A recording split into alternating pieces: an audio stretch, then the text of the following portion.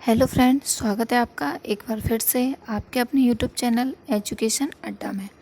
दोस्तों, आज की हमारी क्लास रहेगी पर्यावरण की यानी ईवीएस की। और इसमें ईवीएस के मैं टॉप 50 मोस्ट इम्पोर्टेंट क्वेश्चन आप लोगों के लिए लेकर आई हूँ, जिसमें मैंने पेडागोजी यानी शिक्षा शास्त्र के भी कुछ क्वेश्चन इंपॉर्टेंट जो क्वेश्चन है वो ऐड किए हुए हैं। तो पेडागोजी प्लस ईवीएस की जो सिलेबस है उसके अकॉर्डिंग ये पेडागोजी के और ईवीएस के टोटल 50 क्वेश्चन मैंने बनाए हुए हैं। काफ़ी इंपॉर्टेंट क्वेश्चन है। तो हम हमारा आज का ये सेशन ईवीएस की क्लास का शुरू करेंगे। ये ऑब्जेक्टिव टाइप क्वेश्चन है 50 क्वेश्चन। तो आप लोग इन्हें वर्ग 3 जो एमपीटेड वर्ग 3 है उसके लिए पढ़ सकते हैं या फिर सीटेट के लिए भी पढ़ सकते हैं। तो चलिए शुरू करेंगे हम हमारा सेशन।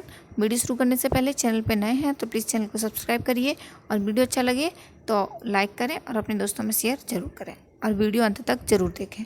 चलिए तो हम शुरू करेंगे। हमारे क्वेश्चन रहेंगे यहाँ पर, एक सेकंड, थोड़ा सा जूम कर लेती हूँ, फिर आप लोगों को अच्छे से दिखेगा।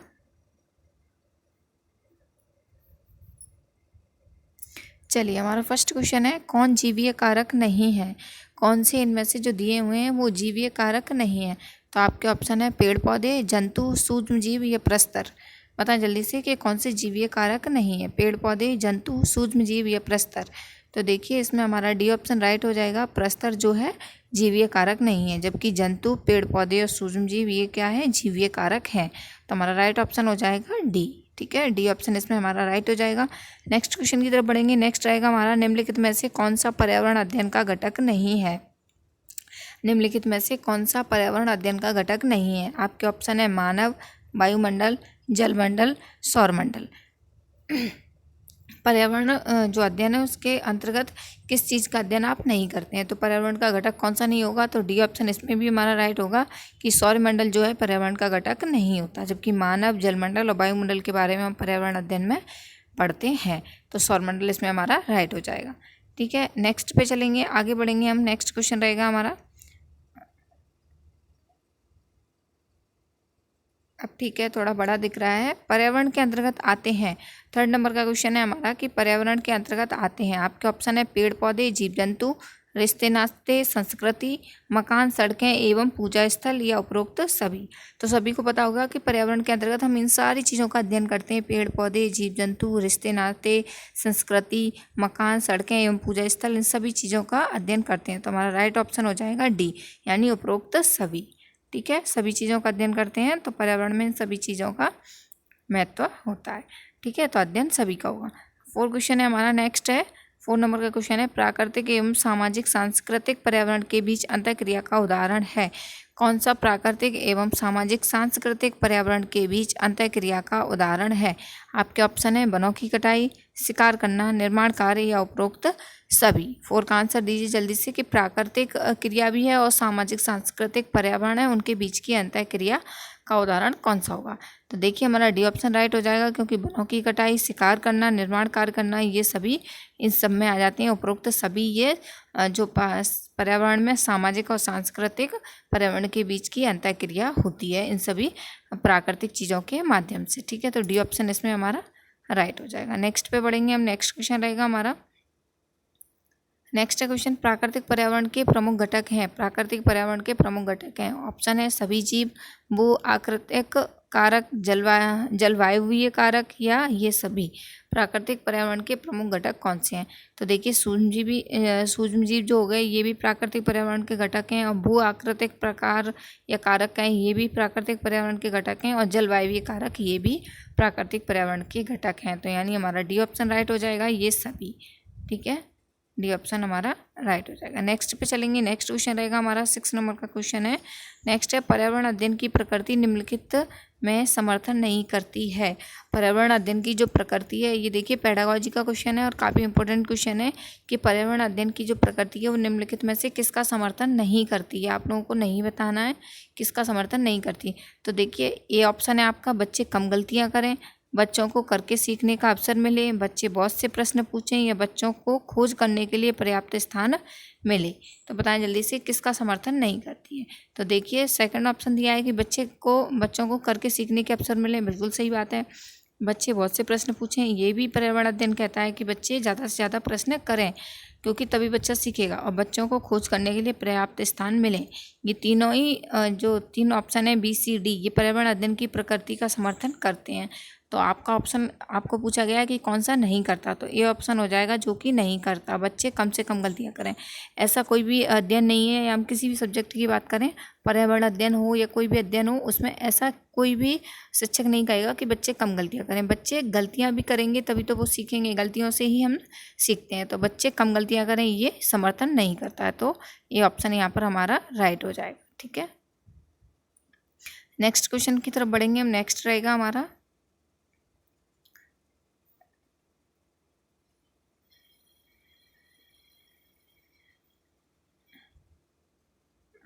एक सेकंड, दिख नहीं रहा होगा शायद आप लोगों को, थोड़ा छोटा कर दे रहे हैं, अब दिख रहा होगा। नेक्स्ट है 7 नंबर का क्वेश्चन है, निम्नलिखित कथनों में से कौन सा प्राथमिक स्तर पर पर्यावरण अध्ययन पढ़ाने का उद्देश्य नहीं है। निम्नलिखित कथनों में से कौन सा प्राथमिक स्तर पर पर्यावरण अध्ययन पढ़ाने का उद्देश्य नहीं है। देखिए इसमें भी नेगेटिविटी वाला पूछा गया है।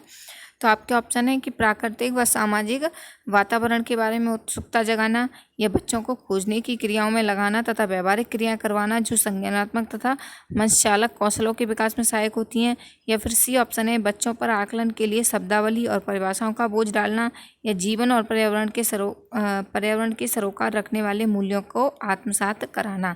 तो बताएं जल्दी से ऑप्शन को। मैं 2 मिनट दे रही हूँ आप लोगों के लिए, कुछ सेकंड, कि आप लोग अच्छे से ऑप्शन रिपीट कर सकें। आप लोग अच्छे से ऑप्शन को पढ़िए एक बार, तभी आंसर दे पाएंगे इसका कि क्या होगा। ऑप्शन काफ़ी बड़े बड़े हैं, देखिए इसमें भी नहीं पूछा गया है, तो यहाँ पे हमारा सी ऑप्शन हो जाएगा राइट, क्योंकि इसमें नेगेटिविटी वाला पॉइंट नहीं है। निम्नलिखित कथनों में से कौन सा प्राथमिक स्तर पर पर्यावरण का उद्देश्य नहीं है। तो ये ऑप्शन हमारा पर्यावरण का उद्देश्य है, क्योंकि प्राकृतिक व सामाजिक वातावरण के बारे में उत्सुकता जगाना बिल्कुल उद्देश्य है पर्यावरण शिक्षण का, और बच्चों को खोजने की क्रियाओं में लगाना तथा व्यवहारिक क्रिया कराना जो कि संज्ञानात्मक और मंचचालक कौशलों के विकास में सहायक होती हैं, ये भी राइट है। और डी ऑप्शन जो है जीवन और पर्यावरण को सरोकार रखने वाले मूल्यों से आत्मसात कराना, ये भी बिल्कुल राइट हो जाएगा। तो हमारा सी ऑप्शन हो जाएगा, ये पर्यावरण अध्ययन का उद्देश्य नहीं है कि बच्चों को आकलन के लिए शब्दावली और परिभाषाओं का बोझ डालना बच्चों पे। तो सी ऑप्शन यहाँ पे हमारा राइट हो जाएगा। नेक्स्ट पे बढ़ेंगे हम।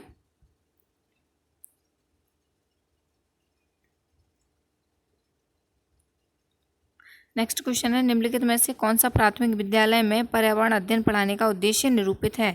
जो प्राथमिक विद्यालय हैं उनमें पर्यावरण अध्ययन पढ़ाने का उद्देश्य क्या है। तो आपके ऑप्शन है बच्चों को तकनीकी शब्दावली और परिभाषाओं से परिचित कराना, पर्यावरण अध्ययन से संबंधित तकनीकी शब्दों का आकलन करना, अपने ज्ञान का विस्तार करने के लिए बच्चों को सूचना देना कि उन्हें कौन सी पुस्तकें पढ़नी चाहिए, या फिर डी ऑप्शन मैं आप लोगों को दिखा रही हूँ, डी ऑप्शन हो जाएगा हमारा,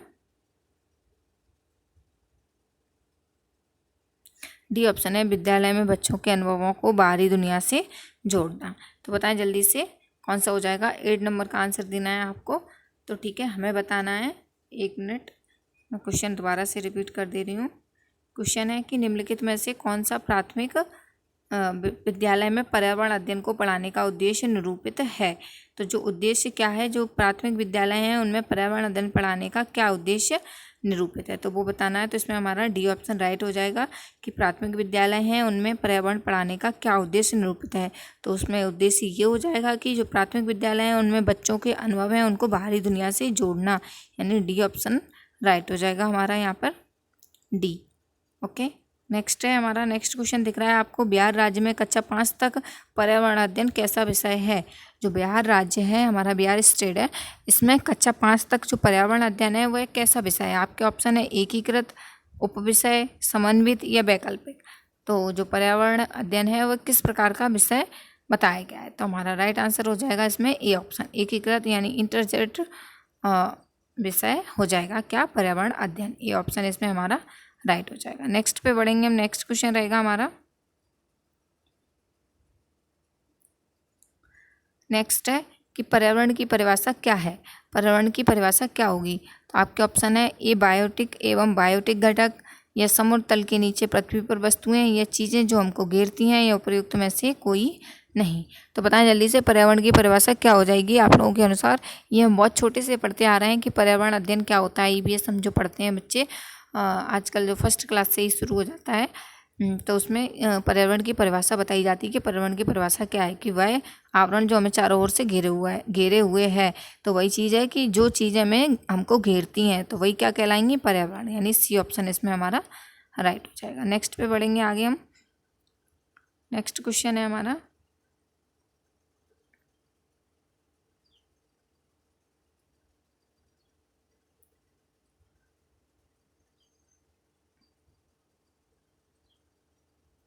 चलिए नेक्स्ट है हमारा कि प्राथमिक कक्षाओं में पर्यावरण अध्ययन पढ़ाने के लिए निम्नलिखित में से कौन सा उद्देश्य संबंधित नहीं है। प्राथमिक कक्षा में जो पर्यावरण अध्ययन पढ़ाने के लिए निम्नलिखित में से कौन सा उद्देश्य संबंधित नहीं है।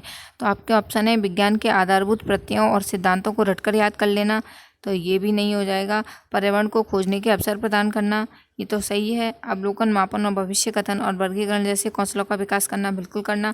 भौतिक और सामाजिक परिवेश के प्रति संवेदनशीलता विकसित करना, तो ये भी बिल्कुल सही हो जाएगा। तो हमें 11 का बताना है, नहीं है। तो कौन सा नहीं होगा, विज्ञान के आधारभूत प्रत्ययों और सिद्धांतों को रट के याद करना। तो किसी भी अध्ययन में जब ये पढ़ाया जाता है तो ये चीज़ बताई जाती है कि हमें किसी भी बच्चे को उसको किसी भी विषय को रटकर याद नहीं करना है, ठीक है। तो ए ऑप्शन इसमें राइट हो जाएगा। नहीं पूछा गया है तो ए ऑप्शन 11 नंबर का यहाँ पर राइट हो जाएगा। आप लोगों को बस यही चीज़ इसमें ध्यान रखनी है और कुछ नहीं है, बस यही चीज़ ध्यान रखनी है कि नहीं पूछा गया है तो हमें उसमें से क्या चुनना है, ठीक है।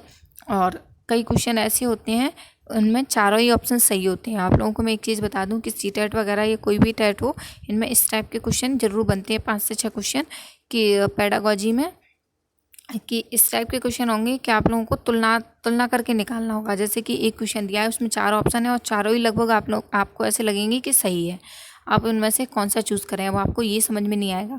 तो उसके लिए आपको तुलनात्मक अध्ययन करना होगा कि उन चारों की तुलना करें तो आपस में सबसे ज़्यादा सही कौन सा बैठेगा सटीक, तो वो हो जाएगा हमारा सबसे ज़्यादा सही, यानी तुलनात्मक प्रश्न। इस टाइप के प्रश्न आते हैं। और कुछ प्रश्न ऐसे आते हैं जो नेगेटिविटी पे आधारित होते हैं। जैसे कि कोई भी क्वेश्चन है उसके 4 ऑप्शन होंगे तो उसमें से 3 ऑप्शन बिल्कुल अलग होंगे और एक ऑप्शन बिल्कुल अलग होगा। यानी 3 सकारात्मक बोध दे रहे होंगे तो एक नकारात्मक बोध दे रहा होगा, तो हमें नकारात्मक वाले पे टिक करना है।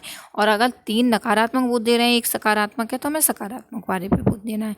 तो बस यही चीज़ ध्यान रखनी है कि कुछ तो तुलनात्मक होते हैं और कुछ प्रश्न नकारात्मक और सकारात्मक होते हैं। तो आपको ये चीज़ ध्यान रखनी है, ठीक है। नेक्स्ट क्वेश्चन है हमारा, पर्यावरण अध्ययन की अंतः विषयों प्रकृति पर्यावरणीय मुद्दों को किसके द्वारा संबोधित करती है। यानी पर्यावरण अध्ययन की जो अंतः विषय प्रकृति है वह पर्यावरण मुद्दों को किसके द्वारा संबोधित करती है। तो आपके ऑप्शन है विज्ञान और सामाजिक विज्ञान की विषय वस्तु और पद्धति के प्रयोग के द्वारा, या सामाजिक विज्ञान और पर्यावरण शिक्षा की विषय वस्तु और पद्धति के द्वारा, या विज्ञान की विषय वस्तु और पद्धति के प्रयोग से, या विज्ञान सामाजिक विज्ञान और पर्यावरण शिक्षा की विषय वस्तु और पद्धति के माध्यम से। तो बताएं जल्दी से 12 का क्या हो जाएगा आंसर। तो इसका डी ऑप्शन बिल्कुल राइट होगा कि पर्यावरण अध्ययन जो है वो अंतः विषयों की प्रकृति जो है पर्यावरण मुद्दों को किसके द्वारा संबोधित करती है, विज्ञान सामाजिक विज्ञान और पर्यावरण शिक्षा की विषय वस्तु पद्धति के द्वारा।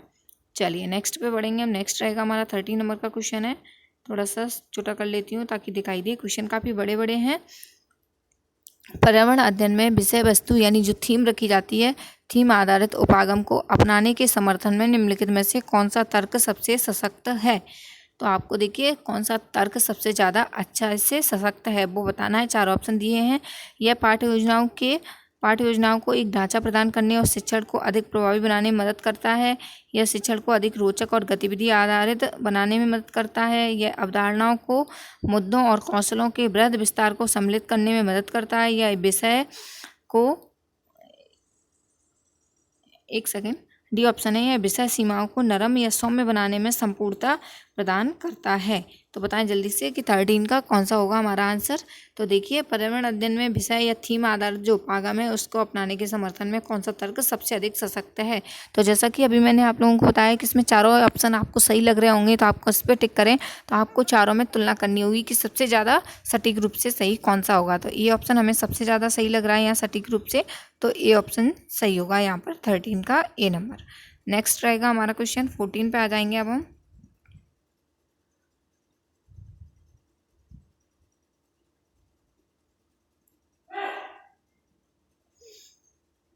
नेक्स्ट है हमारा 14 क्वेश्चन है कि पर्यावरण अध्ययन पाठ्य पुस्तक की विषय वस्तु में आपके ऑप्शन है परिभाषा और व्याख्यानों को दूर रखा जाना चाहिए, या रटकर सीखने को हतोत्साहित करना चाहिए, या थर्ड है बच्चों को प्रश्न करने और खोजने का मौका मिलना चाहिए, या बच्चों को केवल लिखित जानकारी दी जानी चाहिए। ये चार आपके सामने एक वाक्य दिए हुए हैं। अब इनमें से आपको सही विकल्प चुनना है। विकल्प आपके सामने ये है, फर्स्ट ऑप्शन में दिया है कि पहला और चौथा सही है, और दूसरे ऑप्शन में दिया है दूसरा और तीसरा सही है, और सी ऑप्शन में दिया है फर्स्ट और थर्ड सही है, और डी ऑप्शन में दिया है फर्स्ट सेकंड और थर्ड तीनों सही है। तो 14 का बताइए कौन सा आंसर राइट होगा। तो देखिए यहाँ पर बी ऑप्शन हमारा यहाँ पर राइट होगा। सेकंड और थर्ड जो वाक्य दिए हुए हैं बिल्कुल सही है। रटकर सीखने को हतोत्साहित करना चाहिए, बिल्कुल करना चाहिए। रट के सीखने को हतोत्साहित करना चाहिए, बच्चों को कभी भी रट के नहीं सिखाना चाहिए, ठीक है। और थर्ड ऑप्शन है कि बच्चे को प्रश्न करने और खोजने का मौका मिलना चाहिए, बिल्कुल सही बात है। ये दोनों ही ऑप्शन सही है। तो ये दोनों ही किस में मिल रहे हैं हमें, बी ऑप्शन में। तो यहाँ पर हमारा बी ऑप्शन राइट हो जाएगा। नेक्स्ट क्वेश्चन की तरफ चलेंगे हम। नेक्स्ट रहेगा हमारा, नेक्स्ट क्वेश्चन है अपने पर्यावरण की स्वच्छता और शुद्धता का मूल्यांकन करना यह प्रमुख उद्देश्य है। किसका प्रमुख उद्देश्य है? अपने पर्यावरण की स्वच्छता और शुद्धता का मूल्यांकन करना किसका प्रमुख उद्देश्य है? आपके ऑप्शन है संज्ञानात्मक क्षेत्र का, भावनात्मक क्षेत्र का, मनोकार्यात्मक क्षेत्र का, या इनमें से कोई नहीं। जल्दी से बताएं।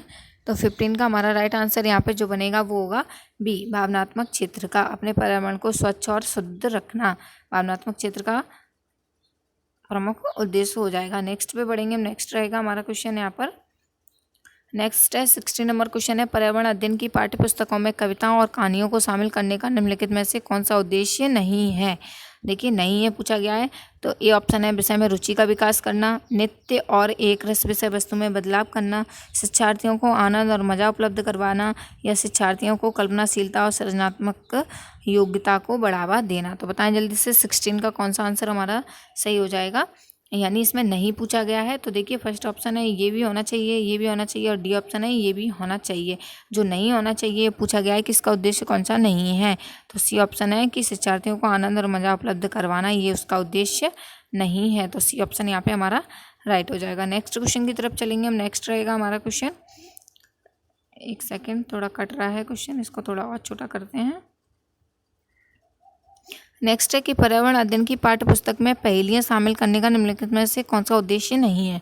ठीक है, अब इसमें भी पूछा गया है कौन सा उद्देश्य नहीं है पहेलियाँ शामिल करने का। ठीक है, तो ऑप्शन है बच्चों में आलोचनात्मक चिंतन शक्ति विकसित करना, बच्चों की तर्कना शक्ति का विकास करना, बच्चों के मस्तिष्क को भ्रमित करना और उन्हें इस भ्रम का आनंद उठाने देना, या सृजनात्मक चिंतन की योग्यता और उत्सुकता का विकास करना। तो 17 का हमारा यहाँ पर भी सी ऑप्शन राइट हो जाएगा कि बच्चों के मस्तिष्क को भ्रमित करना और उन्हें इस भ्रम का आनंद उठाने देना, ये इसका उद्देश्य नहीं है। किसका? पर्यावरण का उद्देश्य नहीं है। तो सी ऑप्शन इसमें भी हमारा राइट हो जाएगा। नेक्स्ट क्वेश्चन की तरफ चलेंगे हम। नेक्स्ट रहेगा हमारा, नेक्स्ट क्वेश्चन है कि रोहन के विद्यालय में एक विज्ञान प्रदर्शनी का आयोजन किया गया था। रोहन के विद्यालय में एक विज्ञान प्रदर्शनी का आयोजन किया गया था, तो इसका आयोजन एक उद्देश्य के साथ किया गया था। तो आपके विचार से कौन सा उद्देश्य सर्वाधिक उपयुक्त है? तो विज्ञान प्रदर्शनी का किसी के विद्यालय में अगर आयोजन किया जा रहा है तो उस आयोजन का उद्देश्य क्या होगा, तो वो आप लोगों को बताना है। तो आपके ऑप्शन है विद्यालय का नाम प्रसिद्धि करना, या अभिभावकों को संतुष्ट करना, या विभिन्न व्यवसायों के लिए विद्यार्थियों को प्रशिक्षित करना, या शिक्षार्थियों के लिए सृजनात्मक माध्यम उपलब्ध करवाना। तो बताएं जल्दी से 18 का कौन सा राइट आंसर होगा। हमारा राइट आंसर यहाँ पे होगा 18 का डी ऑप्शन राइट होगा कि विद्यार्थियों को सृजनात्मक माध्यम उपलब्ध करवाना। डी ऑप्शन राइट हो जाएगा यहाँ पर। नेक्स्ट पे बढ़ेंगे हम। नेक्स्ट रहेगा हमारा क्वेश्चन, नेक्स्ट क्वेश्चन है कि प्राथमिक स्तर का जो ईवीएस पाठ्यपुस्तकों में कविताएं और कहानियां सम्मिलित करने का क्या कारण है।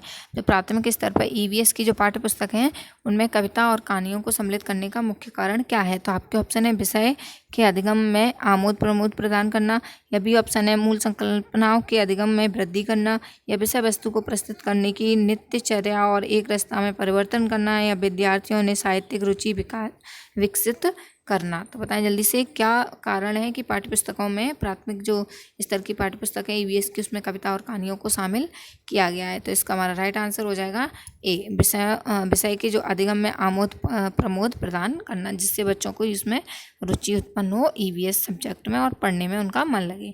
ठीक है, 19 का ए हो जाएगा हमारा। नेक्स्ट रहेगा हमारा क्वेश्चन, नेक्स्ट क्वेश्चन है, प्राथमिक स्तर पर पर्यावरण अध्ययन की पाठ्यपुस्तक में निम्नलिखित में से कौन सी विशेषता नहीं होनी चाहिए। प्राथमिक स्तर पर पर्यावरण की पाठ्यपुस्तक में कौन सी विशेषता नहीं होनी चाहिए।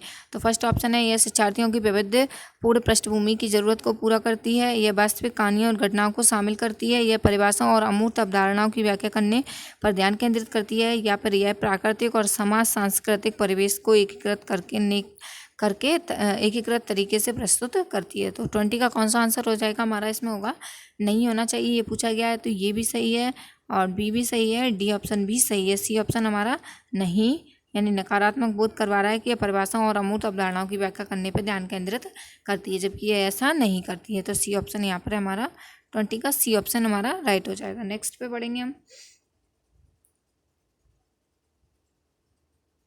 नेक्स्ट क्वेश्चन रहेगा कि पर्यावरण अध्ययन की पाठ्यपुस्तकों में रेलवे टिकट का एक नमूना दिखाना, ये क्या है। तो आपके ऑप्शन है, बच्चों को रेल के किराए के बारे में बताना, या टिकट में प्रयुक्त विभिन्न संक्षिप्त अक्षरों का उपलब्ध ज्ञान कराना, या निष्कर्ष पे पहुंचने की जो बच्चों की कुशलता है उसका विकास करना, या बच्चों को वास्तविक जानकारी में अंतःक्रिया करने का अवसर देता है, साथ ही अवलोकन की कुशलता का विकास करता है। तो 21 का कौन सा राइट आंसर हो जाएगा। तो यहाँ पर देखिए डी ऑप्शन बिल्कुल राइट हो जाएगा कि बच्चों की जो वास्तविक जानकारी है उनकी अंतःक्रिया का अवसर देना और साथ ही अवलोकन की कुशलता का विकास करना। डी ऑप्शन यहाँ पे हमारा राइट हो जाएगा। नेक्स्ट पे पढ़ेंगे हम। नेक्स्ट रहेगा हमारा क्वेश्चन 22 क्वेश्चन है हमारा। नेक्स्ट है कि दत्त कार्य के संबंध में निम्नलिखित में से कौन सा कथन सही है। जो दत्त कार्य होता है उसके संबंध में निम्नलिखित में से कौन सा कथन सही है। तो आपके ऑप्शन है कि प्रतिदिन विविधता और अभ्यास कराने के लिए कच्चा कार्य और फिर गृह कार्य के रूप में दत्त कार्य करने की आवश्यकता है, या बी ऑप्शन है दत्त कार्य आकलन का एकमात्र तरीका है, यह दत्त कार्य बच्चों को सूचना खोजने, अपने विचारों का निर्माण करने और उन्हें उच्चारित करने का अवसर प्रदान करना, यह दत्त कार्य अभिभावकों, भाइयों या बहनों द्वारा अपनी क्षमता के अनुसार किया जा सकता है। तो बताएं दत्त कार्य के संबंध में निम्नलिखित में से कौन सा कथन सही है। तो 22 का हमें बताना है। तो सी ऑप्शन राइट होगा कि दत्त कार्य बच्चों को सूचना खोजने और अपने विचारों का निर्माण करने में, उन्हें उच्चारित करने में अवसर प्रदान करना होता है। तो सी ऑप्शन यहाँ पे हमारा राइट हो जाएगा। नेक्स्ट पे बढ़ेंगे हम। नेक्स्ट रहेगा हमारा क्वेश्चन 23 क्वेश्चन है हमारा। नेक्स्ट है कि पर्यावरण जागरूकता का किसके द्वारा सृजन किया जा सकता है। पर्यावरण जागरूकता का किसके द्वारा सृजन किया जा सकता है। तो आपके ऑप्शन है व्याख्यान द्वारा, क्षेत्रीय भ्रमण द्वारा, समूह वार्तालाप द्वारा, या अध्ययन विधि द्वारा। पर्यावरण जागरूकता का किसके द्वारा सृजन किया जा सकता है। तो बताएं जल्दी से। तो इसका राइट ऑप्शन हो जाएगा हमारा क्षेत्रीय भ्रमण द्वारा। बी ऑप्शन राइट हो जाएगा, क्षेत्रीय भ्रमण द्वारा हम पर्यावरण जागरूकता का सृजन कर सकते हैं। नेक्स्ट है हमारा क्वेश्चन है कि वर्ष 1900 एक सेकेंड नेक्स्ट क्वेश्चन है हमारा कि वर्ष 1997 में विश्व पर्यावरण सम्मेलन आयोजित किया गया था। विश्व पर्यावरण सम्मेलन कहाँ पर आयोजित किया गया था 1997 में। तो ऑप्शन है आपके रियो डी जेनेरो में, नैरोबी में, क्योटो में, या न्यूयॉर्क में। बताएं जल्दी से 24 का कि कहाँ किया गया था 1997 में विश्व पर्यावरण सम्मेलन। 24 का हमारा राइट आंसर ये हो जाएगा यहाँ पर क्योटो में। ठीक है, सी ऑप्शन क्योटो में किया गया था। नेक्स्ट पे चलेंगे हम। नेक्स्ट बढ़ेंगे हम। 24 हो गया हमारा। 25 क्वेश्चन होगा अब यहाँ पर।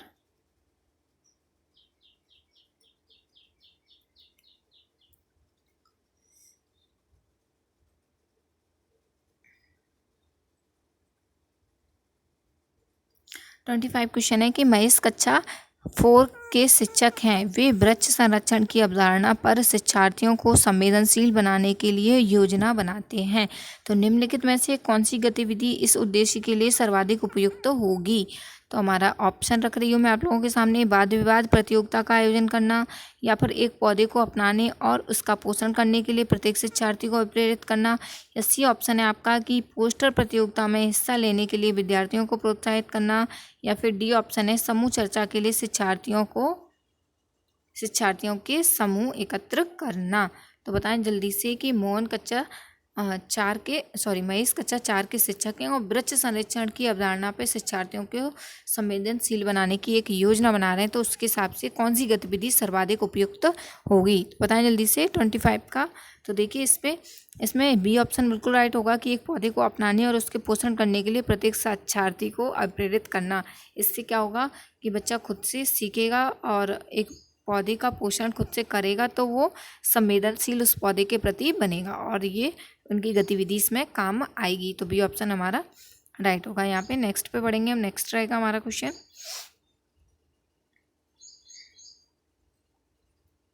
नेक्स्ट है कि पर्यावरण अध्ययन में बच्चे शिल्पकला और चित्रकला के समूह में सीखना विशेष रूप से पसंद करते हैं क्योंकि, तो पहला वाक्य दिया हुआ है कि यह सहपाठी अधिगम को बढ़ावा देता है, ये दूसरा है यह सामाजिक अधिगम को बढ़ावा देता है, और तीसरा है जब बच्चों की सृजनात्मकता को प्रशंसा की जाती है तो वे खुश होते हैं व उसके प्रति प्रेरित भी होते हैं। और 4 लिखा हुआ है ये कक्षा में अनुशासन को बढ़ावा देता है। अब आप लोगों के सामने ऑप्शन रख रही हूँ मैं। ऑप्शन है, ए ऑप्शन है फर्स्ट और चौथा सही है, बी ऑप्शन में फर्स्ट सेकंड और फोर्थ सही है, सी ऑप्शन में सेकंड और थर्ड सही है, और डी ऑप्शन में सेकंड और थर्ड सही है। इसमें भी सेकंड और थर्ड दे दिया है, डी ऑप्शन में भी और सी में भी। तो बताएं जल्दी से 26 का कौन सा राइट आंसर होगा। तो देखिए इसका राइट आंसर देखिए हमारा कौन सा हो जाएगा। देखिए ये सामाजिक अधिगम को बढ़ावा देता है, एक तो ये सही है, और जब बच्चों की सृजनात्मकता को प्रशंसा की जाती है तो वे खुश होते हैं व उसके प्रति प्रेरित भी होते हैं। तो थर्ड ऑप्शन भी सही है, सेकंड ऑप्शन सही है, थर्ड ऑप्शन सही है। तो सेकंड और थर्ड किस में मिल रहा है, सी में, और डी में भी मिल रहे हैं, तो हम कोई सा भी लगा सकते हैं, सी या डी। कुछ प्रिंट में गलत होगा तो ठीक है, सी ऑप्शन हमारा राइट हो जाएगा। नेक्स्ट पे चलेंगे हम। नेक्स्ट रहेगा क्वेश्चन, ये भी इसी टाइप का क्वेश्चन है। 27 क्वेश्चन है कि प्राथमिक कक्षाओं में शिक्षार्थियों के पास अनेक प्रकरणों में अनेक वैकल्पिक अवधारणाएं होती हैं, जैसे कि सजीव, निर्जीव, जलचक्र, पौधे आदि। इन वैकल्पिक अवधारणाओं के स्रोत हो सकते हैं, कौन से हो सकते हैं। तो आपके ऑप्शन है परिवार एवं समुदाय, पाठ्य पुस्तक एवं अन्य पुस्तकें, शिक्षक, कहानियाँ और कविताएं। ठीक है, ये तो 4 वाक्य थे। अब इसमें विकल्प बताना है कि इनमें से कौन सा सही होगा। तो फर्स्ट ऑप्शन है पहला, दूसरा और चौथा सही है। दूसरा ऑप्शन है कि दूसरा, तीसरा और चौथा सही है, और सी ऑप्शन है केवल पहला सही है, और डी ऑप्शन है केवल दूसरा सही है। तो बताएं जल्दी से कि 27 का कौन सा आंसर सही होगा। तो हमारा सही होगा इसमें दूसरा, तीसरा और चौथा सही हो जाएगा कि पाठ्य पुस्तकें और अन्य पुस्तकें और शिक्षक, कहानी और कविताएं। ये सब किस में हो जाएंगी, सजीव, निर्जीव, जलचक्र, पौधे आदि। ये सभी जो विकल्प की अवधारणाएं दे रखे हैं तो इनके स्रोत हो जाएंगे पाठ्य पुस्तकें और अन्य पुस्तकें, शिक्षक या कहानी और कविताओं के माध्यम से सीख सकता है, तो इनके स्रोत हो जाएंगे। तो बी ऑप्शन राइट हो जाएगा यहाँ पर कि दूसरा, तीसरा और चौथा। ठीक है, ये तीनों ऑप्शन सही है। नेक्स्ट पे चलेंगे हम। नेक्स्ट रहेगा हमारा क्वेश्चन। नेक्स्ट है कि पर्यावरण अध्ययन के शिक्षकों को, ऑप्शन है आपके, बच्चों के दृष्टिकोण को स्वीकार करना चाहिए, सम्मान देना चाहिए, या अभिभावकों के विचार को स्वीकार करना चाहिए, सम्मान देना चाहिए। थर्ड है विशेषतः लोगों पर ध्यान देना चाहिए, और 4 है विशेषतः पुस्तकों और परीक्षाओं पर ध्यान देना चाहिए। तो 28 का हमारा राइट आंसर हो जाएगा ए ऑप्शन की, बच्चों के दृष्टिकोण को स्वीकार करना चाहिए एवं उनको सम्मान देना चाहिए। तो ए ऑप्शन यहाँ पर हमारा राइट है। नेक्स्ट क्वेश्चन है हमारा। नेक्स्ट है हमारा कि राष्ट्रीय पाठचर्या की रूपरेखा 2005 प्राथमिक स्तर पर पर्यावरण अध्ययन शिक्षण का प्रमुख उद्देश्य होना चाहिए। जो राष्ट्रीय पाठचर्या की रूपरेखा है 2005 के अनुसार वो प्राथमिक स्तर पर पर्यावरण अध्ययन शिक्षण का प्रमुख उद्देश्य क्या होना चाहिए। तो आपका ऑप्शन है ए कि विषय की आधारभूत संकल्पनाओं की आधारभूत समझ का विकास करना, या विषय के आधारभूत सिद्धांतों का स्मरण करना। 2 ऑप्शन आपके ये हो गए। 2 ऑप्शन मैं और रख रही हूँ आप लोगों के सामने। सी ऑप्शन है कि कक्षा कक्षी अधिगम को विद्यालय के बाहर के जीवन से जोड़ना, या स्वतंत्र रूप से प्रयोग करने की कुशलता अर्जित करना। तो बताइए जल्दी से इसमें कौन सा राइट आंसर हो जाएगा हमारा। 29 का राइट आंसर हमें बताना है। तो यहाँ पर डी ऑप्शन राइट हो जाएगा कि जो 2005 की रूपरेखा है उसके अनुसार पर्यावरण अध्ययन में किसको, एक सेकेंड, क्या था क्वेश्चन, कि जो राष्ट्रीय पाठचर्या की रूपरेखा 2005 है उसके अनुसार प्राथमिक स्तर पर पर्यावरण अध्ययन शिक्षण का प्रमुख उद्देश्य क्या होना चाहिए। तो जो पर्यावरण का मुख्य उद्देश्य होना चाहिए वो होना चाहिए स्वतंत्र रूप से प्रयोग करने की कुशलता अर्जित करना। तो डी ऑप्शन इसमें हमारा राइट होगा यहाँ पर। नेक्स्ट पे बढ़ते हैं हम। नेक्स्ट क्वेश्चन है हमारा 30 क्वेश्चन है। नेक्स्ट है पर्यावरण अध्ययन में, एक सेकेंड, यस, पर्यावरण अध्ययन में एक अच्छे दत्त कार्य का मुख्य लक्ष्य होना चाहिए। पर्यावरण जो अध्ययन है उसमें दत्त कार्य का एक अच्छा या मुख्य लक्ष्य क्या होना चाहिए। तो आपके ऑप्शन है प्रभावी अधिगम के लिए पाठ की दोहराई, या बी ऑप्शन है समय की बेहतर उपयोग सुनिश्चित करना, या सी है शिक्षार्थियों को अनुशासन में बनाए रखना, या डी ऑप्शन है अधिगम विस्तार के अवसर उपलब्ध करवाना। तो बताएं जल्दी से क्या होगा इसमें। पर्यावरण अध्ययन में एक अच्छे दत्त कार्य का मुख्य लक्ष्य होना चाहिए, तो वो मुख्य लक्ष्य होगा अधिगम विस्तार के अवसर उपलब्ध करवाना, यानी डी ऑप्शन हमारा राइट होगा यहाँ पर। नेक्स्ट पे बढ़ते हैं हम। 31 पे चलते हैं। 31 हो जाएगा हमारा।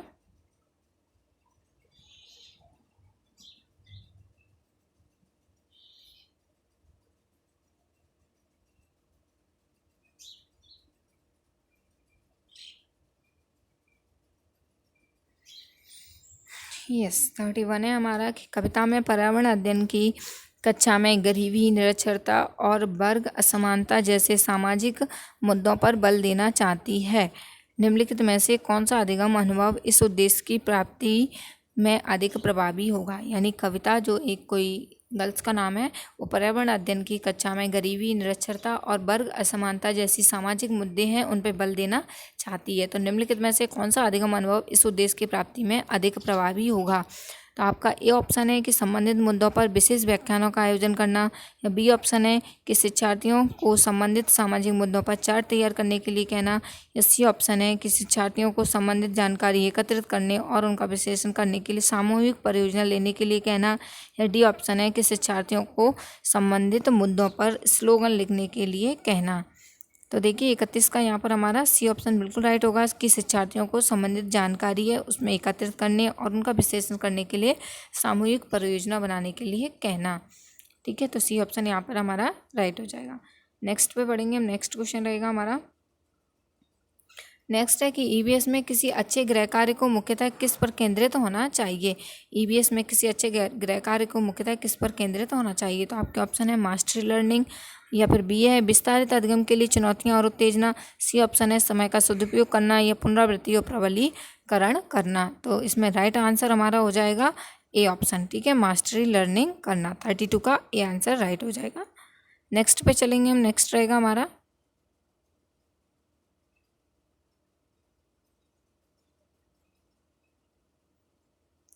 नेक्स्ट हमारा 33 क्वेश्चन कि प्राथमिक स्तर की अच्छी ईवीएस पाठचर्या में होना चाहिए। जो प्राथमिक स्तर की अच्छी ईवीएस पाठचर्या है उसमें क्या होना चाहिए। अपने आसपास को खोजने के अवसर प्रदान करना, संकल्पनाओं की विस्तृत व्याख्या पर अधिक एकाग्रता, या पदों की यथार्थ परिभाषा पर अधिक बल देना, या पाठ के अंत में अधिक अभ्यास प्रश्न सम्मिलित करना। तो 33 का हमारा यहाँ पर राइट आंसर जो होगा वो होगा ए कि अपने आसपास को खोजने के अवसर प्रदान करना। ठीक है, नेक्स्ट पे पढ़ेंगे हम। Next 34 question.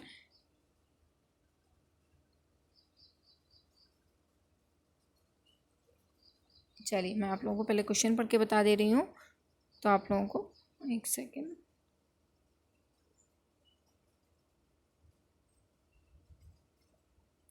चलिए 34 है कि कक्षा 5 की ईवीएस की पाठ्यपुस्तक किसी पाठ में सोचिए और चर्चा कीजिए भाग में नीचे दिया गया कथन लिखा है। एक कथन लिखा हुआ है कि यदि आपके गांव अथवा शहर में एक सप्ताह तक पेट्रोल अथवा डीजल ना हो तो क्या होगा। इस कथन का मुख्य उद्देश्य क्या है। तो आपके ऑप्शन है, फर्स्ट ऑप्शन है आपका कि छात्रों का पेट्रोल और डीजल के स्रोतों के बारे में मूल्यांकन करना, या फिर नेक्स्ट ऑप्शन मैं आप लोगों को दिखा रही हूँ, बी ऑप्शन है कि वास्तविक जीवन की चिंताओं को समझने हेतु कल्पना और सोचने विचारने की कुशलता को बढ़ावा देना, या फिर सी ऑप्शन है पेट्रोल और डीजल की कमी के बारे में जागृति उत्पन्न करना, या डी ऑप्शन है कि छात्रों को तेल के न्याय संगत उपयोग के बारे में संवेदनशील बनाना। तो बताएं जल्दी से कि 34 का यहाँ पर कौन सा आंसर सही होगा। तो 34 का यहाँ पर जो राइट आंसर होगा वो होगा बी कि वास्तविक जीवन की जो चिंताएं हैं उनको समझने हेतु कल्पना और सोचने विचारने की कुशलता को बढ़ावा देना। तो बी ऑप्शन यहाँ पर हमारा राइट हो जाएगा। नेक्स्ट पे चलेंगे हम। नेक्स्ट रहेगा हमारा 35 क्वेश्चन है।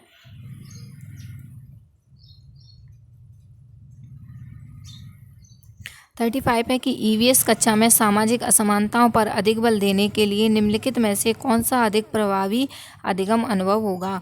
ईवीएस की जो कक्षा है उसमें सामाजिक असमानताओं पर अधिक बल देने के लिए निम्नलिखित में से कौन सा अधिक प्रभावी अधिगम अनुभव होगा।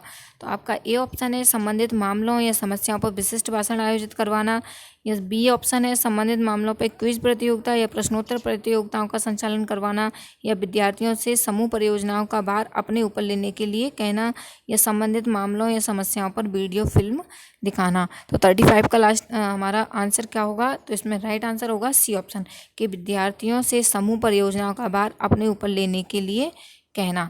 तो 35 का हमारा सी ऑप्शन राइट हो जाएगा यहाँ पर सी। ठीक है,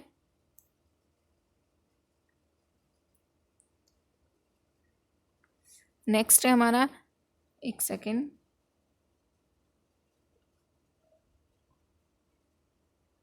यस नेक्स्ट है हमारा कि ब्रेल लिपि के बारे में नीचे दिए गए कथनों में अध्ययन कीजिए या कथनों का अध्ययन कीजिए। तो आपका जो एक पॉइंट दिए हुए हैं वो है कि ब्रेल को मोटे कागज़ पर बिंदु या उभरे बिंदु बनाकर लिखा जाता है। यह लिपि 8 बिंदुओं पर आधारित होती है।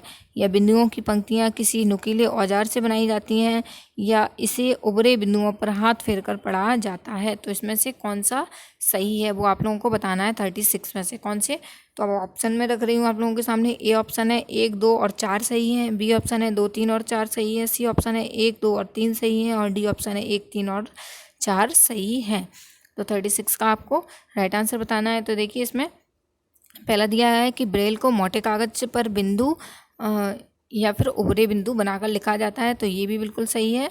और ठीक है, और यह लिपि 8 बिंदुओं पर आधारित होती है, ये सही नहीं है। ठीक है, 8 बिंदुओं पर आधारित नहीं होती है। थर्ड में लिखा हुआ है कि बिंदु की पंक्तियाँ किसी नुकीले औजार से बनाई जाती हैं। तो ये भी सही है। और इसे उभरे बिंदुओं पर हाथ फेर कर पढ़ा जाता है, ये भी सही है। यानी पहला, तीसरा और चौथा ये तीनों सही हैं जो कि डी ऑप्शन में दिए हुए हैं। तो हमारा यहाँ पर डी ऑप्शन राइट होगा, डी। ठीक है, नेक्स्ट पे बढ़ेंगे हम। नेक्स्ट क्वेश्चन रहेगा हमारा कि प्राथमिक स्तर पर शिक्षक की खेल विधि आधारित है। प्राथमिक स्तर पर शिक्षक की खेल विधि आधारित है। आपके ऑप्शन है विकास की मनोवैज्ञानिक सिद्धांत या शिक्षण के समाजशास्त्रीय सिद्धांत, शारीरिक शिक्षा के कार्यक्रम के सिद्धांत या शिक्षण विधि के सिद्धांत। 37 का बताना है आपको कि कौन सा होगा। प्राथमिक स्तर पर शिक्षक की खेल विधि आधारित है तो विकास के मनोवैज्ञानिक सिद्धांत के आधार पर आधारित है। विकास के मनोविज्ञान सिद्धांत पर आधारित हो जाएगी खेल विधि। तो ए ऑप्शन हमारा यहाँ पर राइट हो जाएगा 37 का। नेक्स्ट पे चलेंगे हम। नेक्स्ट रहेगा हमारा, नेक्स्ट क्वेश्चन है कि निम्नलिखित में से कौन सा प्राथमिक स्तर पर पर्यावरण अध्ययन की पाठ्यचर्या की आवश्यकता के अनुरूप नहीं है। निम्नलिखित में से कौन सा जो प्राथमिक स्तर की जो पर्यावरण अध्ययन की जो पाठ्यचर्या है उस पर आवश्यकता के अनुरूप नहीं है, कौन बताना है। तो आपके ऑप्शन है उसे काम की दुनिया में प्रवेश के लिए शिक्षार्थियों को ज्ञान एवं कौशल से लैस करना चाहिए। बी ऑप्शन है उसे शिक्षार्थियों में पर्यावरण के सरोकार को उत्पन्न करना चाहिए। या सी ऑप्शन है उसे शिक्षार्थियों को उन पद्धतियों और प्रक्रियाओं को अर्जित करने में शामिल करना चाहिए जो नए ज्ञान को उत्पन्न करने में आगे ले जाएंगे। या फिर डी ऑप्शन है उसे शिक्षार्थियों के मानसिक स्तर के अनुकूल होना चाहिए। तो बताएं जल्दी से कि कौन सा प्राथमिक स्तर पर पर्यावरण अध्ययन की पाठ्यचर्या के अनुरूप नहीं है। तो 38 का हमारा यहाँ पर राइट आंसर होगा, वो होगा ए, उसे काम की दुनिया में प्रवेश के लिए शिक्षार्थियों को ज्ञान एवं कौशल से लैस करना चाहिए। ठीक है, तो ए ऑप्शन यहाँ पर हमारा राइट हो जाएगा। नेक्स्ट पे बढ़ेंगे हम।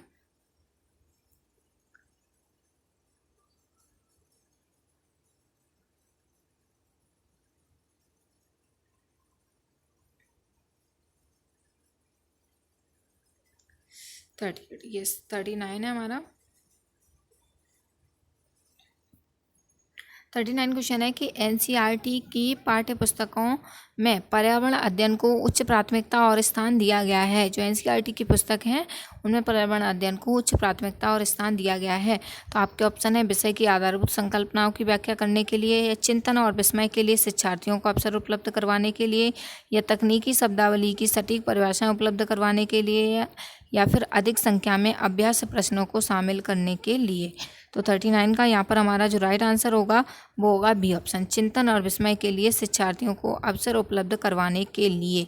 तो एनसीईआरटी की जो पाठ्यपुस्तक है उनमें पर्यावरण अध्ययन को उच्च प्राथमिकता का स्थान किस लिए दिया गया है, चिंतन और विस्मय के लिए शिक्षार्थियों को अवसर उपलब्ध करवाने के लिए। ठीक है, तो बी ऑप्शन इसमें हमारा राइट हो जाएगा। नेक्स्ट पे बढ़ेंगे हम। नेक्स्ट रहेगा हमारा क्वेश्चन 40 क्वेश्चन है हमारा। यह है कि पर्यावरण अध्ययन की एक अच्छी पाठ्यचर्या को बच्चे के सही जीवन के प्रति सही और विषय के प्रति सही होना चाहिए। तो पाठ्यचर्या की निम्नलिखित विशेषताओं में से कौन सी उपर्युक्त आवश्यकता को पूरा नहीं करती है। तो मैं क्वेश्चन रिपीट कर रही हूँ कि पर्यावरण अध्ययन की एक अच्छी पाठ्यचर्या को बच्चे के सही जीवन के प्रति सही और विषय के प्रति सही होना चाहिए। तो पाठ्यचर्या की निम्नलिखित विशेषताओं में से कौन सी उपर्युक्त आवश्यकता को पूरा नहीं करती है। तो आपके ऑप्शन है यह वह एवं पूर्वाग्रहों से मुक्त होने के मूल्यों को बढ़ावा देती है। बी ऑप्शन है यह विषय को एक सामाजिक प्रक्रम के रूप में देखने के लिए शिक्षार्थियों हेतु आवश्यक है। या सी ऑप्शन है यह शिक्षण प्रक्रिया पर अधिक बल देती है। या डी ऑप्शन है यह शब्दावली और परिभाषाओं पर अधिक बल देती है।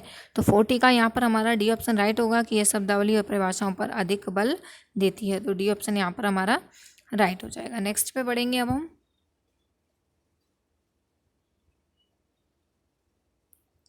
नेक्स्ट क्वेश्चन है कि प्राथमिक स्तर पर ईवीएस की पढ़ाई का एक प्रमुख उद्देश्य है। तो आपके ऑप्शन है अगले स्तर के अध्ययन के लिए विद्यार्थियों को तैयार करना, या कक्षा की पढ़ाई को शिक्षार्थी के विद्यालय के बाहर के जीवन से संबंधित करने में सहायता करना, या स्वतंत्र रूप से हस्तसिद्ध क्रियाकलापों को करने का कौशल अर्जित करना, या विषय की मूल संकल्पनाओं की गहन समझ विकसित करना। तो 41 का यहाँ पर हमारा राइट आंसर कौन सा होगा कि प्राथमिक स्तर पर ईवीएस की पढ़ाई का एक प्रमुख उद्देश्य क्या है, तो वह होगा बी ऑप्शन कि कक्षा की पढ़ाई को शिक्षार्थी के विद्यालय के बाहर के जीवन से संबंधित करने में सहायता करना। तो बी ऑप्शन यहाँ पर हमारा राइट हो जाएगा। नेक्स्ट पे पढ़ेंगे हम। नेक्स्ट हमारा क्वेश्चन है 42 क्वेश्चन है कि प्राथमिक स्तर के ईवीएस की जो पाठ्यचर्या है उसको शुद्ध विज्ञान और सामाजिक विज्ञान की संकल्पनाओं को सम्मिलित करके विकसित किया गया है। ऐसा करने का प्रमुख उद्देश्य क्या है? तो आपके ऑप्शन है पढ़ाई के विषयों की संख्या को कम करना, या विद्यार्थियों को बस्ते का बोझ कम करना, या विषय अध्यापकों की आवश्यकता को कम करना, या शिक्षार्थी को पर्यावरण की साकल्यवादी ढंग से देखने योग्य बनाना। तो 42 का यहाँ पर हमारा जो राइट आंसर होगा वो होगा बी ऑप्शन के विद्यार्थियों को बस्ते के बोझ से कम करना। यानी जो ईवीएस की जो पाठ्यचर्या है प्राथमिक स्तर पर उसको शुद्ध विज्ञान और सामाजिक विज्ञान की संकल्पनाओं में सम्मिलित करके विकसित किया गया है। ऐसा करने का मुख्य उद्देश्य यह है कि विद्यार्थियों को बस्ते का बोझ कम करना। यानी जो विज्ञान और सामाजिक विज्ञान की जो भी संकल्पनाएं हैं उनमें पर्यावरण को ऐड कर दिया गया है, जिससे बच्चों को अलग से कोई पुस्तक नहीं ले जानी पड़े, या अलग से कोई बोझ बस्ते का बोझ नहीं ले जाना पड़े, इसलिए उसका बोझ कम हो। तो बी ऑप्शन इसमें हमारा राइट होगा। नेक्स्ट है हमारा 43 है कि प्राथमिक स्तर के शिक्षार्थियों में मानचित्र बनाने और समझने के लिए निम्नलिखित में से कौन सा कौशल या कौशलों के विकास की आवश्यकता होती है? तो आपके ऑप्शन है स्थानों की सापेक्ष स्थिति की समझ, या स्थानों की सापेक्ष दूरी एवं दिशाओं की समझ, और सी ऑप्शन मैं आप लोगों के सामने रख रही हूँ, सी और डी ऑप्शन है कि प्रतीकों और स्केल पैमानों की समझ, ठीक है, और डी ऑप्शन है स्केल या पैमाने के अनुसार स्पष्ट ड्राइंग बनाना। तो यहाँ पर हमारा 43 का राइट आंसर जो होगा वो होगा,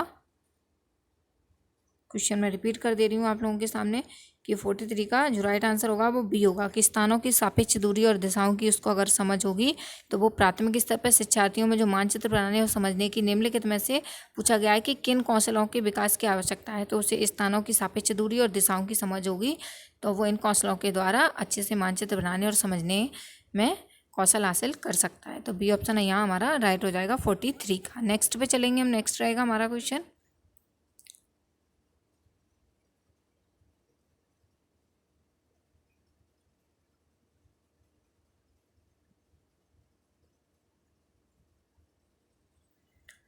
है 44, थोड़ा बड़ा क्वेश्चन है कि प्राथमिक कक्षाओं में पर्यावरण अध्ययन सीखने सिखाने में कहानियाँ एक महत्वपूर्ण पहलू हैं।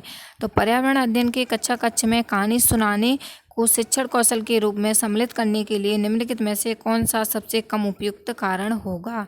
सबसे कम बताना है, सबसे कम उपयुक्त कारण कौन सा होगा? तो आपके ऑप्शन है कहानियों में व्यक्तियों के अनुभव शामिल होते हैं, बी ऑप्शन है कहानियाँ अनेक विशेष क्षेत्रों को छूती हैं, कहानियाँ कक्ष प्रबंधन में सहायता करती हैं, या कहानियाँ पर्यावरण अध्ययन अवधारणाओं से संबंध जोड़ने के लिए संदर्भ उपलब्ध करवाती हैं।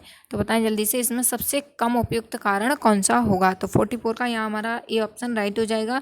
ये सबसे कम उपयुक्त होगा कि कहानियों में व्यक्तियों के अनुभव शामिल होते हैं। बाकी 3 ऑप्शन ज़्यादा सही होंगे, तो ये सबसे कम सही है, तो इसमें सबसे कम पूछा गया है, तो ये ऑप्शन हमारा राइट हो जाएगा। नेक्स्ट पे बढ़ेंगे हम। नेक्स्ट रहेगा हमारा क्वेश्चन, नेक्स्ट है कि पर्यावरण अध्ययन के लिए अधिगम का सिद्धांत कौन सा है? आवश्यकता का सिद्धांत, उपयोगिता का सिद्धांत, या जीवन से संबंधित होने का सिद्धांत, या उपरोक्त सभी? पर्यावरण के अध्ययन के लिए अधिगम का सिद्धांत कौन सा होगा? तो हमारा डी ऑप्शन इसमें राइट होगा, उपरोक्त सभी हो जाएंगे। जीवन से संबंधित सिद्धांत होना, उपयोगिता का सिद्धांत होना, आवश्यकता का सिद्धांत होना, तो डी ऑप्शन यहाँ पर हमारा राइट हो जाएगा। नेक्स्ट पे बढ़ेंगे अब हम। नेक्स्ट क्वेश्चन है हमारा पर्यावरण अध्ययन की कक्षा में बच्चों के व्यक्तिगत अनुभवों को महत्व देना शिक्षक को लाभ पहुंचाता है।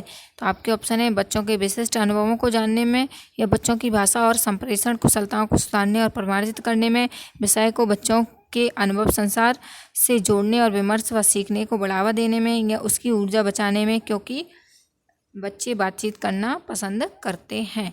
तो बताएं जल्दी से 46 का कौन सा राइट आंसर होगा? तो 46 का राइट आंसर जो होगा वो होगा सी ऑप्शन की विषय को बच्चों के अनुभव संसार से जोड़ने और विमर्श सीखने को बढ़ावा देने में।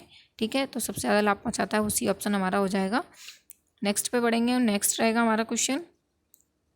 नेक्स्ट है कि प्राथमिक स्तर पर पर्यावरण अध्ययन के लिए कौन सी विधि प्रभावशाली है। प्राथमिक स्तर पर पर्यावरण अध्ययन के लिए कौन सी विधि प्रभावशाली है। तो आपके ऑप्शन है योजना विधि, कहानी विधि, या व्याख्यान विधि, या वाद विवाद विधि। तो 47 का यहाँ पर हमारा राइट आंसर जो होगा वो होगा बी ऑप्शन, यानी कहानी विधि। कहानी विधि सबसे ज़्यादा प्रभावशाली होती है। प्राथमिक स्तर की बात की जा रही है तो प्राथमिक स्तर पर हो जाएगी कहानी विधि। नेक्स्ट क्वेश्चन रहेगा हमारा, नेक्स्ट है निम्नलिखित में से कौन सा एक अभिप्रेरित शिक्षण का संकेत होता है।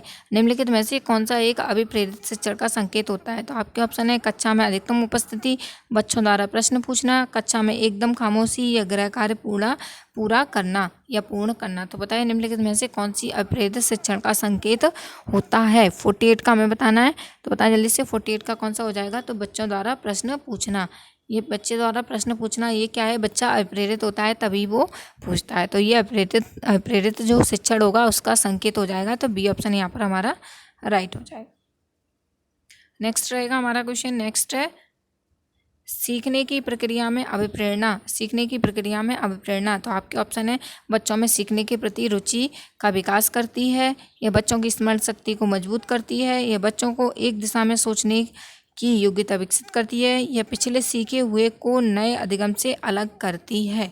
तो बताएं जल्दी से क्या होगा 49 का राइट आंसर। तो ये ऑप्शन हमारा बिल्कुल राइट होगा कि बच्चों में सीखने के प्रति रुचि का विकास करती है। प्रेरणा यानी मोटिवेट करती है, रुचि का विकास करती है बच्चों में। तो ये ऑप्शन है यहाँ हमारा राइट हो जाएगा। नेक्स्ट क्वेश्चन है और आज का हमारा लास्ट क्वेश्चन रहेगा ये 50 क्वेश्चन,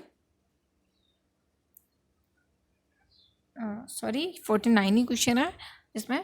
तो ये हमारे क्वेश्चन कंप्लीट होते हैं इस तरह। आप लोगों ने आई होप कि अच्छे से पढ़े होंगे, और आप लोगों को अगर बीच में कोई क्वेश्चन नहीं समझ में आ रहा है तो आप उसको स्क्रीनशॉट लेके या थोड़ा पुश करके वीडियो को अच्छे से उसको ऑप्शन उसके अच्छे से ध्यान से पढ़ के और क्वेश्चन बारीकी से पढ़ के आप उसका ऑप्शन से हल कर सकते हैं। अगर आपको ये वीडियो अच्छा लगा हो तो ज़रूर लाइक करें और अपने दोस्तों में शेयर ज़रूर करें। Thank you for watching.